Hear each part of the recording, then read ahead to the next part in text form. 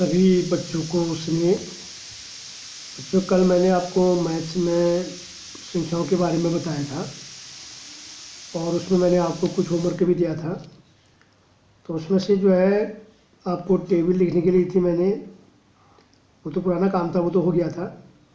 लेकिन जो मैंने कल का जो होमवर्क दिया था उसमें पहले तो आपको पहला जो प्रश्न मैंने आपको दिया था संख्या बनाना, मतलब अंकों से संख्या जो बनती है वो अंकों से बनती है। 0 से लेकर 9, 0, 1, 2, 3, 4, 5, 6, 7, 8, 9, कोई भी जो नंबर बनता है तो वो डिजिट, यही 0 से लेकर 9 तक तो हमारे डिजिट होते हैं, उन्हीं डिजिटों से जो है संख्याएं बनती हैं। तो इसमें से मैंने पहला प्रश्न आपको दिया था, इन अंकों से 3 डिजिट मैंने आपको दिए थे, तो उसमें से बड़ी संख्या और छोटी से छोटी संख्या आपको बनानी थी। तो हमारे पास जो अंक हैं, जो डिजिट है, वो हमारे पास पहला प्रश्न है इसमें 0, 8, 5 और 0। तो इन अंकों से ये 3 अंक अलग अलग हैं, इन 3 अंकों से आपको संख्या बनानी है। तो इसमें से सबसे बड़ा अंक आपको, अगर हमें बड़ी संख्या बनानी है तो बड़ी संख्या इसमें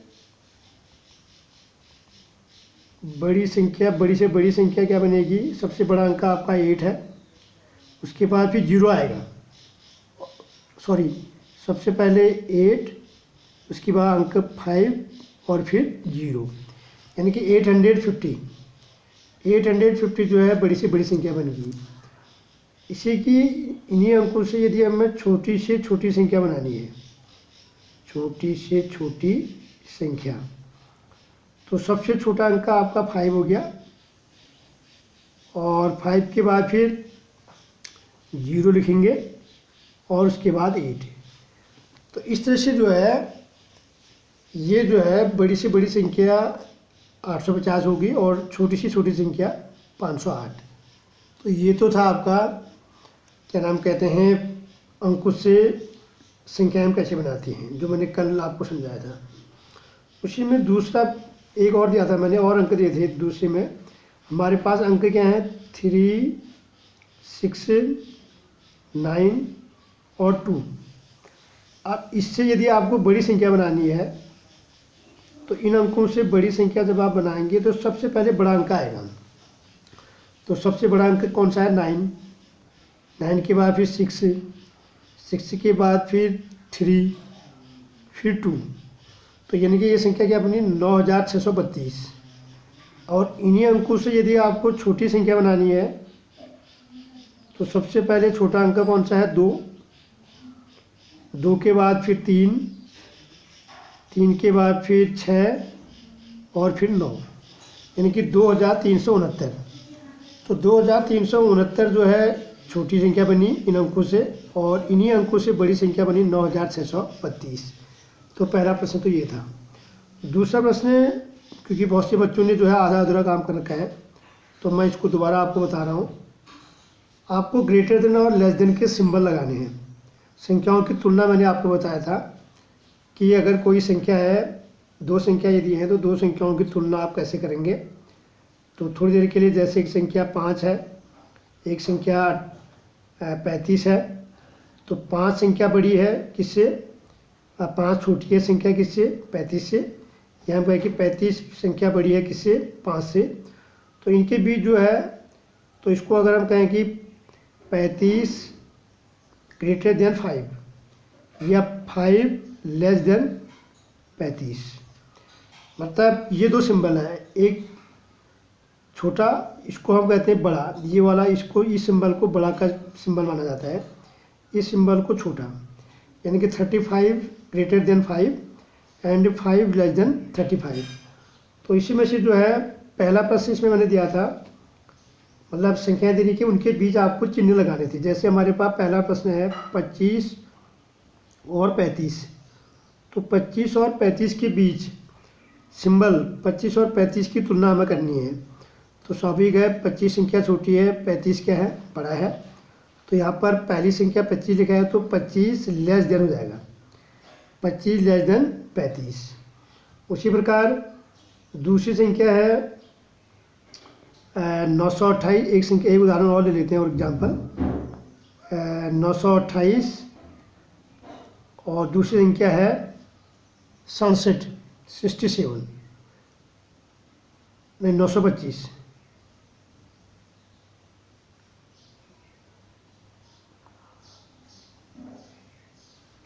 नौ सौ अट्ठाईस और 925 है। तो आप देख सकते हैं कि दोनों संख्या हमारी 3 अंकों की संख्या है। तो इसमें से कौन सा चिन्ह आएगा, मतलब चिन्ह आपके 2 चिन्ह होते हैं। एक चिन्ह जो होता है ये वाला जब लगेगा तो इसका मतलब ये बड़ा का चिन्ह है, और जब ये पीछे को लगेगा तो इसको छोटा। अब पहला अंक 928 है, पहली संख्या 928 है, दूसरी संख्या कितनी है 925। तो इसका मतलब है कि 928 बड़ी है तो सिंबल ये लगेगा, इसको हम क्या पढ़ेंगे 928 ग्रेटर देन 925। तो इस तरह से जो है ये 2 चिन्ह, जो इन चिन्हों का हम प्रयोग करेंगे। अब उसी प्रकार जो है स्थानीय मान निकालने के लिए कहा था मैंने। तीसरा प्रश्न मैंने आपको स्थानीय मान में एक एक प्रश्न आपको बता देता हूँ एग्जाम्पल के रूप में। स्थानीय मान का मतलब प्लेस वैल्यू। स्थानीय मान प्लेस वैल्यू निकालेंगे तो प्लेस वैल्यू निकालने के लिए क्या होता है, जैसे हमारे पास एक संख्या है 7650, तो ये 1 से डिजिट, 10 से हंड्रेड्स और 1000। तो 0 0 हो गया। 5 टेंस में है तो कितना हो जाएगा 50।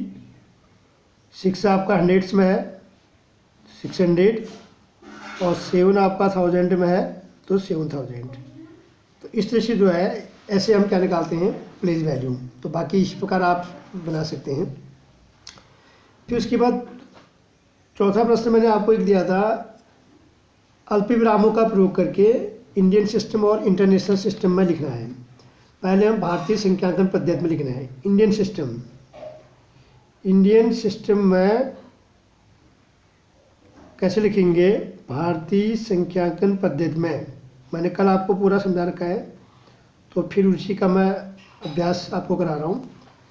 तो भारतीय संख्यांकन संख्याओं में हम कैसे लिखते हैं। जैसे संख्या हमारे पास है, पहली संख्या है 7 8 6 5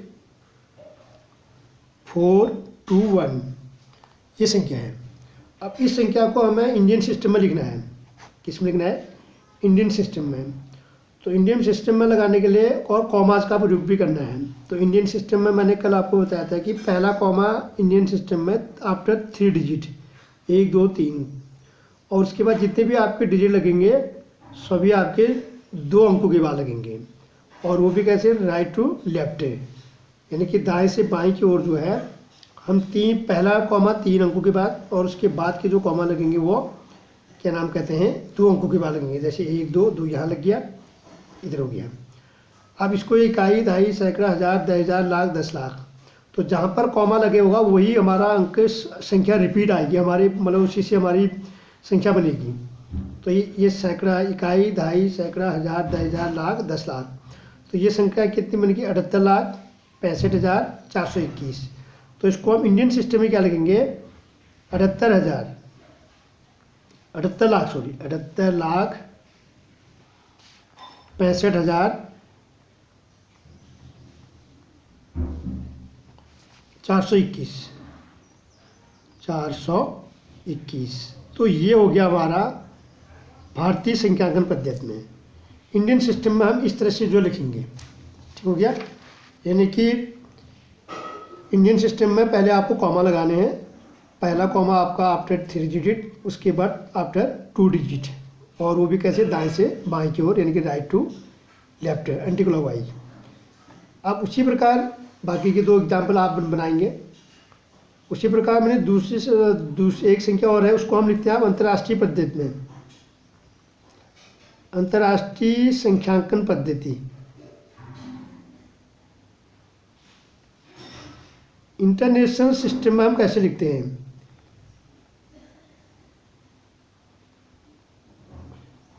इंटरनेशनल सिस्टम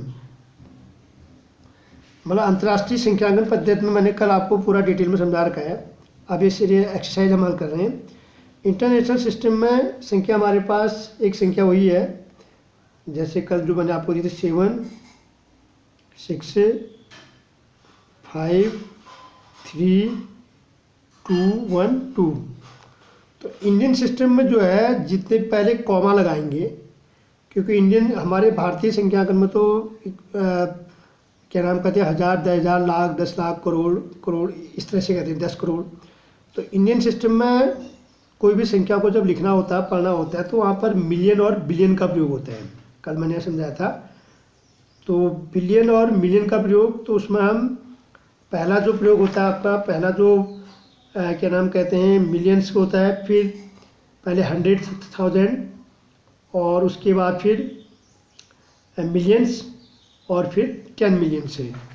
तो पहले इसमें हम कॉमा लगाएंगे। कॉमा लगाने के लिए हम इंटरनेशनल सिस्टम में सभी कॉमा 3 अंकों के बाद लगते हैं। 1 2 3 3 अंक के बाद ही होगी, उसके बाद फिर 3 अंक की होगी। तो इसमें 2 कॉमा लगी, मतलब सीधे सीधे है, इसमें ज़्यादा कुछ क्या नाम कहते हैं कन्फ्यूजन बिल्कुल भी नहीं है। सीधे सीधे अगर आपको कोई नंबर्स को अगर आपको इंटरनेशनल सिस्टम में लिखना है तो आप 3 डिजिट के बाद जो है कॉमा लगाओ, समझ गए। तो पहला कॉमा हमारा क्या होता है 100 को, दूसरा 1000 को और तीसरा मिलियन को। तो यहाँ पर ये जैसे इकाई, दहाई, सैकड़ा, हज़ार, 10,000, लाख, 10 लाख। तो वैसे अगर देखा जाए तो इंडियन सिस्टम में हमारी ये संख्या क्या है 76,53,212।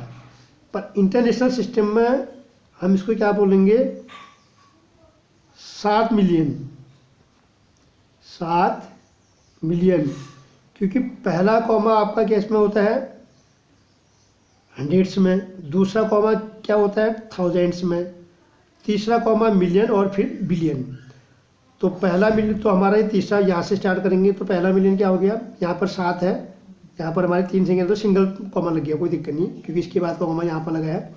तो इसको लिखेंगे 7,653,000, 653,000 212। तो ये जो है इस संख्या को हमने इंटरनेशनल सिस्टम में ये लिखा, समझ में आ गया होगा। यानी कि पहला जो इसमें 3 अंकों के बाद कॉमा लगते हैं आफ्टर 3 डिजिट्स कॉमा। तो पहला कॉमा 3 अंकों के बाद यहाँ लग गया, फिर 3 अंकों के बाद 1 2 3 यहाँ लग गया, 7 हमारा सिंगल बच गया। तो इस तरह से जो है पहला कॉमा जो बोलता है वो क्या है, वो 100s में हो गया, है नहीं है। पहला कॉमा 100s में हो गया, दूसरा कॉमा आपका 1000s में हो गया और तीसरा कॉमा आपका मिलियन, फिर चौथा 10 मिलियन, फिर बिलियन, फिर 10 बिलियन। तो इस प्रकार से ये संख्या हमारी क्या बन गई 7 मिलियन। मतलब इंडियन सिस्टम में हमारा 10 lakh, 10 lakh is equal to कितना हो रहा है 1 मिलियन। यानी कि 10 लाख बराबर जो है 10 लाख बराबर क्या होता है 1 मिलियन। तो हमारे इंडियन सिस्टम में 10 लाख की जो संख्या होगी वो इंटरनेशनल सिस्टम में कितना हुआ 1 मिलियन हुआ, 1 मिलियन के बराबर हुआ। तो हमारे यहाँ पर कितने मिलियन होगी 7 मिलियन, यानी कि 7,653,212 ये हो गया इंटरनेशनल सिस्टम में। इसी को यदि आप एक प्रश्न इसमें और देख लो इंटरनेशनल सिस्टम में, माना संख्या हमारे पास 3 4 5 6 7, माना संख्या हमारे पास एक है 1 2 0 3 6 7 9 5। तो ये संख्या हमारे पास है, इसमें 1 2 3 4 5 6 7 8 अंक हैं। अगर आप इसको इंडियन सिस्टम में देखते हैं तो ये इकाई, दहाई, सैकड़ा, हज़ार, 10,000, लाख, 10 लाख, करोड़ हो गई है, ठीक है। तो वैसे तो ये इंडियन सिस्टम में 1,20,36,795 होगी, पर हमें इसको किस में लिखना है इंटरनेशनल सिस्टम में लिखना है। तो इंटरनेशनल सिस्टम में मतलब अंतर्राष्ट्रीय संख्यांकन पद्धति में इसको हम कैसे बोलेंगे और कैसे लिखेंगे। तो सबसे पहले हम इसमें कॉमा लगाएंगे, क्योंकि आपको बताया कि अंतर्राष्ट्रीय संख्यांकन पद्धति में 3 अंकों के बाद कॉमा लगा। पहला कॉमा 3 अंक के बाद ये लग गया, दूसरा ये लग गया, 1 2 3 अंक हो गए, फिर 1 2 3 अंक हो गए। मतलब 3 अंकों के बाद जो है कॉमा लगेगा अंतर्राष्ट्रीय संख्यांकन पद्धति में। तो पहला कॉमा 100s को दिखाता है, दूसरा कॉमा 1000 और तीसरा मिलियन। तो यहाँ पर कितने मिलियन हो गए? 12 मिलियन, यानी कि 12 मिलियन। कितने मिलियन हो गए? 12 मिलियन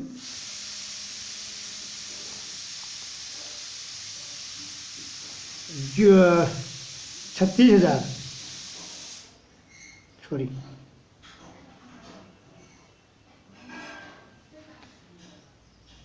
12 मिलियन 36,795 ये बन गया। ये हमारा इंटरनेशनल शीट में बन गया। तो पहला कॉमा सैकड़े को दिखा रहा है, दूसरा हज़ार को, तीसरा मिलियन को। तो इस तरह से इकाई, दहाई, सैकड़ा, हज़ार, 10,000, लाख, 10 लाख, करोड़, यानी कि 1 करोड़ बराबर क्या हो गया? 10 मिलियन के बराबर, क्योंकि 10 लाख बराबर 1 मिलियन हो गया। तो 1 करोड़ बराबर कितने मिलियन हो गए? 10 मिलियन। तो यहाँ पर कितने मिलियन हो गए? 12 मिलियन। 12 मिलियन 36,000 कितना हो गया? 795, ये हो गया। अब उसी प्रकार छठा प्रश्न मैंने आपको दिया था आकलन करना। क्या निकालना? आकलन, एस्टिमेट। एस्टिमेट कैसे निकालते हैं? Round up. तो सबसे पहले हमारे पास संख्या, जैसे मैंने कहा था कि संख्या, मैंने कुछ संख्याएं आपको दी थी। जैसे पहली संख्या मैंने आपको दी थी 365। 365 को हमें राउंड अप करना है। तो पूरी संख्या को राउंड अप करना है तो हम सैकड़े की संख्या 3 है तो उससे पहले वाली संख्या को देखेंगे। तो पहले वाली संख्या हमारी 6 है, तो ये हमको राउंड अप करने का मतलब है कि हमको जीरो बनाने हैं, मतलब इकाई दहाई के अंक जीरो बनाने हैं। तो जीरो बनाने के लिए ऐसे जीरो नहीं बनाएंगे, हम देखेंगे। तो यहाँ पर हमारी दहाई के अंक, हमारा राउंड अप, हमारी 3 अंकों की संख्या, सैकड़े की संख्या है 365 है। तो राउंड अप करने के लिए ये संख्या, अगर ये राउंड अप करने के लिए ये संख्या को देखेंगे हम, क्योंकि यहाँ 3 है, इसको 6 है। तो 5 या 5 से यदि अधिक हो जाएगी तो यहाँ ये बढ़ जाएगा और ये जीरो हो जाएंगे। तो 365 को राउंड अप में कितना हो जाएगा? ये 400। क्या हो जाएगा? 400 राउंड अप हुआ। तो राउंड अप में जो है संख्याओं को ऐसे लिखेंगे, 365 को क्या लिख देंगे? 400। उसी प्रकार संख्या हमारे पास है, जैसे 1025 है। 1025 को आप राउंड अप में क्या लिखेंगे?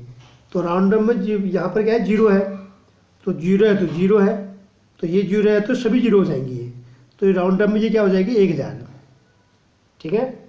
उसी प्रकार संख्या है 989। अब 989 को राउंड अप करना है। तो 989 को राउंड अप करने के लिए ये भी 3 अंकों की संख्या है, तो इसका हम ये अंक देखेंगे। मतलब जितने अंकों की संख्या होगी उसका लास्ट अंक से पहले का अंक देखेंगे। लास्ट अंक इसका कितना है? 9, तो उससे पहले का अंक क्या है? 8 है, तो इसको देखेंगे। यहाँ लास्ट अंक 1 है तो उससे पहले अंक क्या है? 0 है, तो सब 0 होगी। इसका लास्ट अंक 3 था तो इससे पहले अंक क्या था? 6।